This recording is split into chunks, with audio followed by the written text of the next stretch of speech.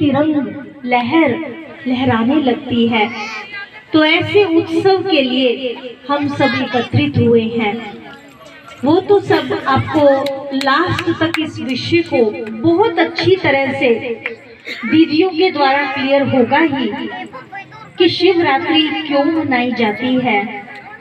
ये शिवरात्रि आखिर किसका यादगार है, शिव कब आते हैं, कैसे आते हैं, क्या करने के लिए आते हैं, वास्तविक परिचय शिव बाबा का क्या है, वो तो हम पूर्णतः सुनेंगे ही। लेकिन साथ साथ हम सबको जो बात मिलेगी कि शिव बाबा का जन्मदिन, जिसमें बहुत खुशियां और उमंग भरा हुआ है, उस प्यारे बाबा को सूक्ष्म रूप से आप क्या गिफ्ट देंगे। सभी झोली बड़ी करके बैठे हैं ना अपनी लेने और देने के लिए। झोली बड़ी करना मतलब देना भी अच्छी तरह से और लेना भी अच्छी तरह से। तो ज्ञान रत्नों की जो बरसात भरी हुई झोली से बाबा को भी आज सूक्ष्म रूप से चले जाना, आज कुछ देकर जाना है, कुछ लेकर जाना है। ऐसा कुछ लें, ऐसा कुछ दें जो सचमुच वो सदा काल के लिए वो अविनाशी बन जाए। तो आज हम इस कार्यक्रम को आगे बढ़ाते हुए शिव जयंती का कार्यक्रम जो मेन है, तो सबसे पहले मैं अंसल से आई हुई संतोष बहन जैसी हमारी बहन का नाम से खुश नहीं होंगे तो आपसे वो सफलता दूर चली जाएगी, क्योंकि आप उसको देख करके खुशी नहीं हो। तो आपके अंदर भी बहुत उमंग है। आप भी स्वाति बहन के साथ काफी लंबा समय रहे हैं, आपके मन में भी आज बहुत खुशी है, इसलिए बाबा ने आपको भी बहुत सुंदर एक गिफ्ट प्रदान की है। और बहुत ही जल्दी जिस अंसल घर में आप रहते हैं वो आपका अपना, बाबा का अपना होने वाला है। तो ऐसी गिफ्ट बाबा ने आपको बहुत जल्दी से दी है। और संतोष के सारे कार्य के ओम शांति के और हर एक सेंटर की बहन यही चाहती है कि हमारे पास बड़े आए, उनकी दृष्टि पड़े। तो आप इतने बिजी होते हुए भी आपके बीच में पहुंचे हैं। दीदी का भी बहुत बहुत स्वागत करते हैं, स्वागत करते हैं, स्वागत। आदरणीय बिंदु दीदी जी, दीदी को तो आप सब जानते ही हैं। आप केवल हद में नहीं, आपकी उम्र, आप इतना बिजी होते हुए फिर भी कल शाम से आप यहाँ पहुँचे हैं। आपका भी बहुत बहुत स्वागत है, स्वागत है, स्वागत है। हमारी ममता बहन जी शांति नगर से, जैसे यहाँ पर नया भवन बनाया है, आपने भी एक बहुत अच्छा नया भवन बनाया है। बाबा का हर एक जगह पर अब बाबा अपना कार्य करा रहा है। आप भी जीवन का आधार केवल सोच है, क्योंकि जैसे हमारी सोच होगी वैसा हमारा कर्म होगा, और जैसा हमारा कर्म होगा वैसा हमारा भाग्य होगा।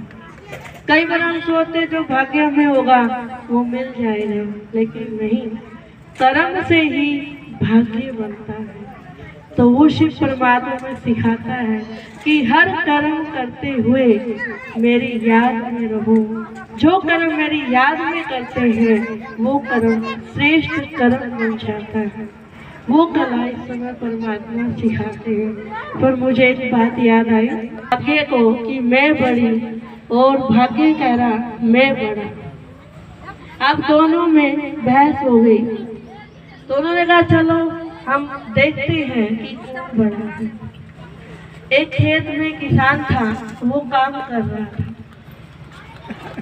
तो बुद्धि ने कहा ये किसान है और मैं इससे निकल जाती हूँ, फिर आप अपना काम करके दिखाओ, भाग्य को कहा। उसने कहा ठीक है। अब किसान से तो बुद्धि निकल गई, लेकिन भाग्य ने अपना काम करना शुरू कर दी। तो जहाँ उसने खेत में फसल उगाई थी वहाँ हीरे उगे, क्योंकि भाग्य साथ दे रहा था। अब किसान के अंदर बुद्धि तो थी, कहता है लो जी, कहाँ मेरी इतनी अच्छी खेती थी और अब पत्थर बन गए। रोता रोता घर चला गया। फिर एक राजा के ऐसा कोई व्यक्ति चाहिए जिसको किसी भी चीज से मोह ना हो, उससे मैं अपनी लड़की की शादी करूँ। अब मंत्री ढूंढता ढूंढता उस किसान के पास पहुंचा। उसने कहा भी तू क्यों रो रहा है? उसने कहा मेरे खेत में अनाज की जगह पत्थर हो गए। तो मंत्री कहता है ये कितना अच्छा व्यक्ति है जो हीरो को भी पत्थर बता रहा है, ये राजा की लड़की के लिए ये ठीक है। वो राजा के पास ले जाता है और राजा को कहता है कि जैसा आपने कहा था ये वैसा ही मिल गया। अब शादी की तैयारी हो गई।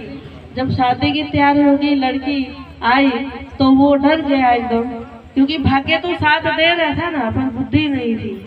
तो वो डर के नदी में कूद गया। अब बुद्धि ने भाग्य को कहा बचा, इसको कैसे बचाए? अब भाग्य ने कहा मैं कुछ नहीं कर सकता, मैंने तो बहुत किया लेकिन अब मैं कुछ नहीं कर सकता। तो बुद्धि ने कहा देख मेरा कमाल। अब उसके अंदर क्या आ गई?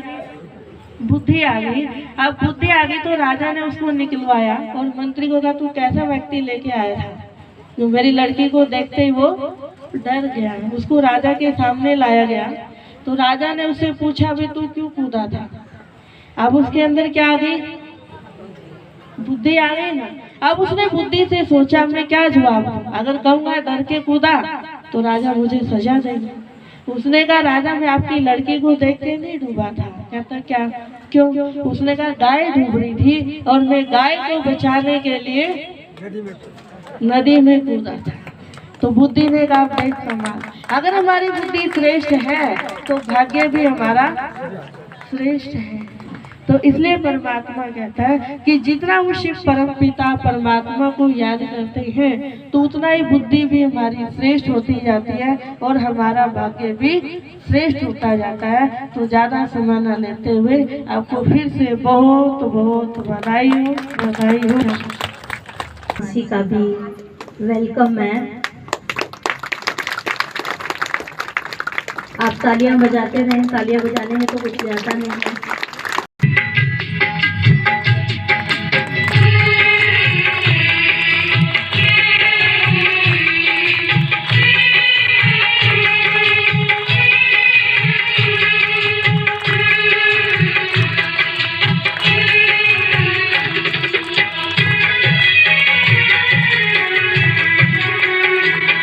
स्वागत है आपका यहाँ भले पधारिए।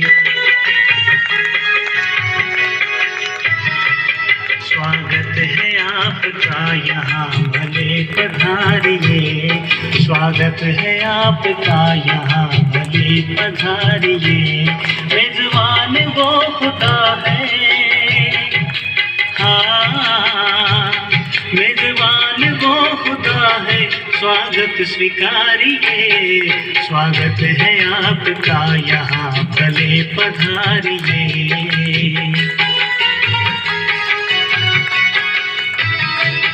क्या खूब है नसीब आपका ये जानिए। क्या खूब है नसीब आपका ये जानिए। मेजबान वो खुदा है, हाँ मेजबान वो खुदा है, स्वागत स्वीकारिए। स्वागत है आपका यहाँ भले पधारिए।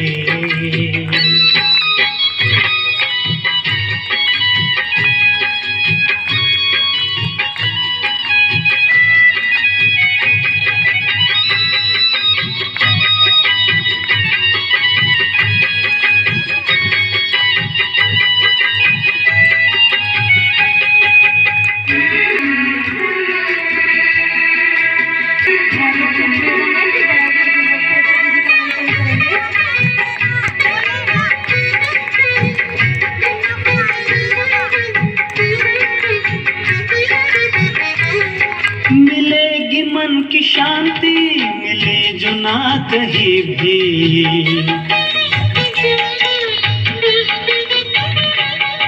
मिलेगी मन की शांति, मिले जो ना कहीं भी। ज्ञान का प्रकाश ऐसा मिलेगा ना कहीं भी। लुटा रहा है अब तो वो खजाना लूटिए।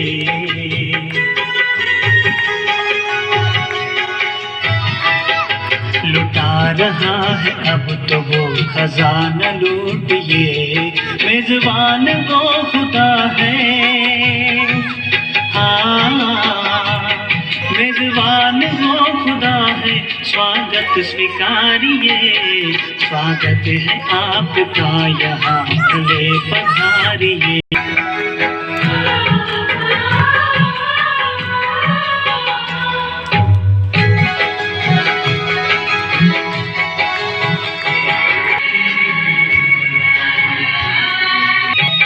खुशियों का ये नगर है, खुशियों से भर लो झोले।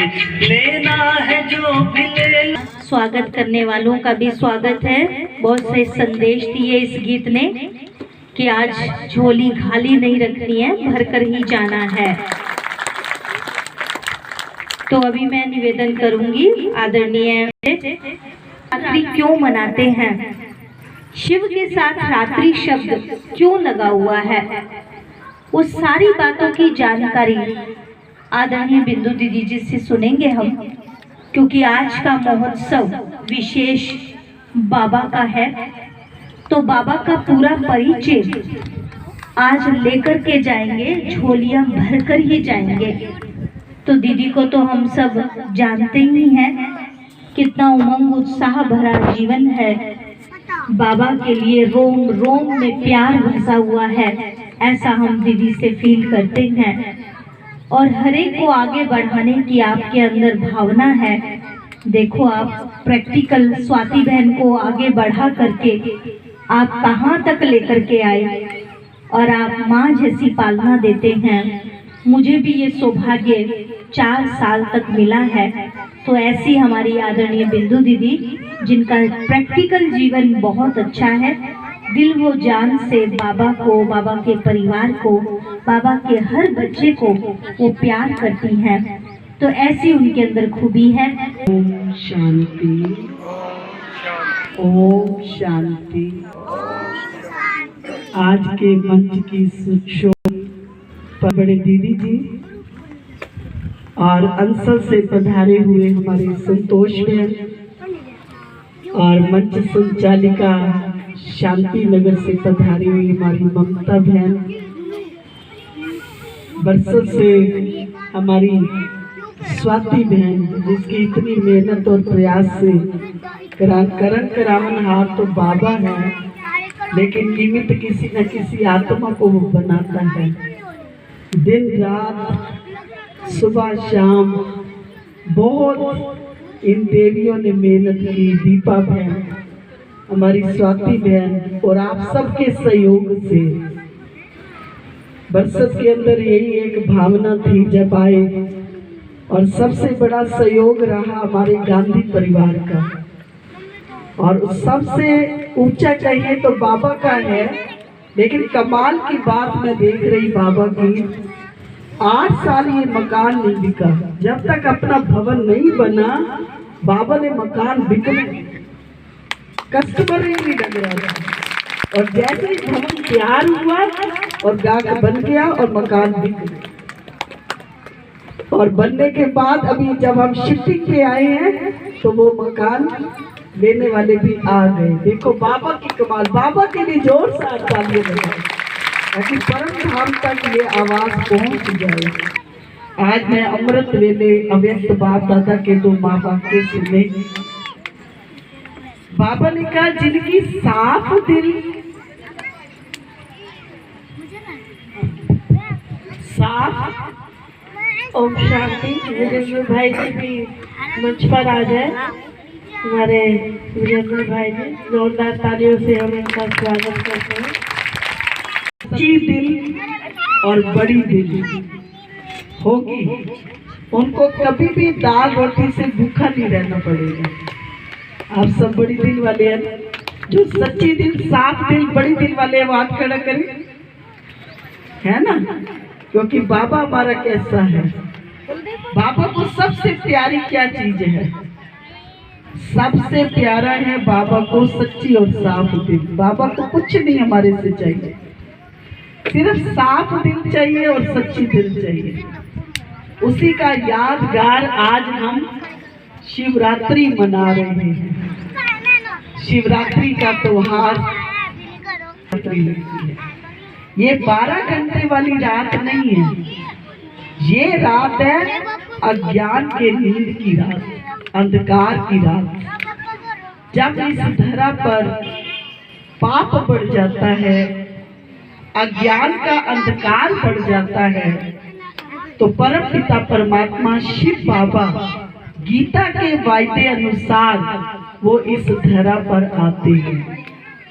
सबसे बड़ी खुशखबरी यही है कि आज हम शिव बाबा का 85वां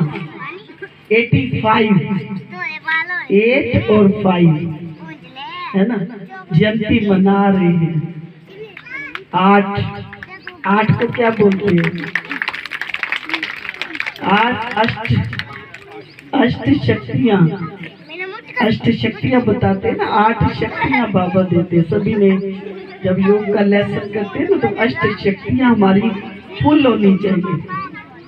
याद है किसी को अष्ट शक्तियाँ? अष्ट शक्तियाँ जब हम सर्वशक्तिवान बाबा से जुड़ते हैं ना, तो हमारे अंदर ऑटोमेटिक वो 8 शक्तियाँ भी आनी शुरू हो जाती है। और 5 क्या है? 5 क्या है? 5 विकार दूर हो जाते हैं। ममता बहन ने कितना अच्छा बताया, जब शक्तियाँ आती है ना तो 5 विकार गेट आउट हो जाते हैं। दिखाते हैं ना शिवरात्रि के चित्र में कि शिव बाबा की किरणें आ रही हैं और 5 विकार दूर भाग रहे हैं। ये आत्म स्मृति का यादगार है कि आप सब आत्माएं हैं, आप सब परमपिता परमात्मा की संतान हैं। ये भगवान ने हमें पहला पाठ यही पढ़ाया है, और इस पाठ को अगर हम प्रैक्टिकल अगर जीवन में लाएं तो हमारा जीवन ही देवता बन जाए। कहते जब समझेंगे आत्मा होगा विकारों का खात्मा, जब समझेंगे काया तो जरूर जरूर आएगी माया। ये सारे विकार किससे जुड़े हैं? इस शरीर से जुड़े हैं, इस देह से जुड़े हैं। इसलिए भगवान ने कहा देह अभिमान छोड़ दो, है ना, देह का भान छोड़ दो, देह का अभिमान छोड़ दो। ये अभिमान जो है ना, ये सारे विकारों की जड़ है। कहते आईना साफ किया, आईना साफ किया तो मैं नजर आया, जब मैं को मिटाया तो फिर तू नजर आया। जब तक मैं नहीं जाएगी ना, अहम नहीं जाएगा ना, तब भगवान तब तक नजर नहीं आएगा। आज तक हम भगवान से क्यों दूर थे? क्योंकि इस अहम भावना ने हमें दूर कर रखा था, इस बॉडी कॉन्शियस ने हमें भगवान से दूर कर दिया था। भगवान कहते खुद को पहचानो और खुदा को पहचानो, है ना, तो तब जो है परमात्मा से संबंध जुड़ेगा।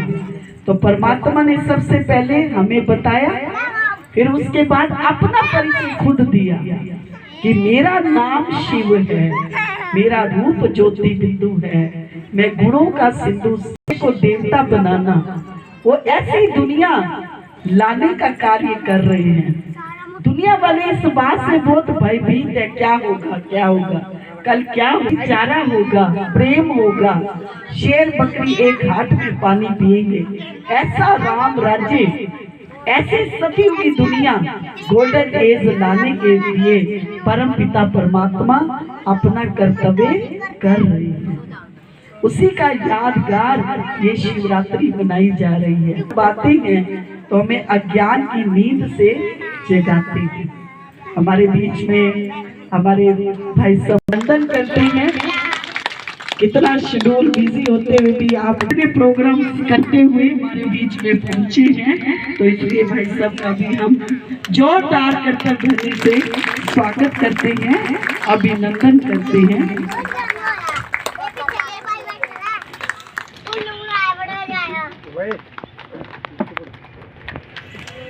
तो परम पिता परमात्मा ब्रह्मा द्वारा स्थापना, क्योंकि परमात्मा निराकार है, तो कैसे ब्रह्मा के द्वारा सत्युग की सृष्टि की स्थापना का कार्य करवाते हैं।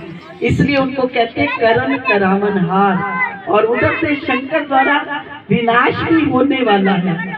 इस होने वाले विनाश से पहले पहले भगवान कहते हैं आप अपने तन मन धन को सफल कर लो। जिन्होंने भी इस भवन में अपना तन मन धन समय कुछ भी लगाया है, वो आपका 21 जन्मों के लिए डिपॉजिट हो गया। किसके खाते में? किसके खाते में? भगवान के खाते में। भगवान के खाते में चला गया। ये खाता पता कितना बढ़ जाएगा? इसका कितना ब्याज पे ब्याज आपको मिलेगा। 84 जन्म भी आपके भंडारे और भंडारियां भरपूर रहेंगी। ये भगवान का वायदा है। जो भगवान के कार्य में लगाते हैं उनके भगवान भंडारे और भंडारियां भरपूर कर देते हैं। तभी कहते हैं शिव भोलेनाथ के भंडारे भरपूर, काल कंटक सब दूर दूर। और उनके आने का समय की भी पहचान भगवान ने दी है। अब इस कलयुग जाने वाला है, सतयुग आने वाला है। इसके जो बीच का समय है संगम, इस संगम की घड़ियों के अंदर ये समय बड़ा मूल्यवान है। इस समय भगवान इस धरा पर 85 ईयर से अवतरित हो चुके हैं, है ना। इस अवतरण की खुशी आज हम जन्मदिन के रूप में मना रहे हैं। शिव बाबा की जयंती के साथ साथ हम शिव बाबा के बहाने शिव बाबा ने हमें अपना और ये परिवार ईश्वरीय परिवार जोड़ा। इस परिवार को एक दूसरे से जो स्नेह से मिल रहे हैं, ये शिव बाबा की कमाल है। तो शिव बाबा की जयंती के साथ साथ हम सबकी, जब हम भगवान को कहते हैं कारों का विष चढ़ाएंगे तो हमें शिव बाबा से क्या मिलेगा? विशेष मिलेगी, वरदान मिलेंगे। तो इस वेश है तो हम वो शिव पर चढ़ाएं तो शिव बाबा ज्यादा प्रसन्न होंगे। अगर हम भगवान के बच्चों से ईर्ष्या वैर विरोध रखेंगे तो क्या शिव प्रसन्न होंगे? शिव प्रसन्न तब होंगे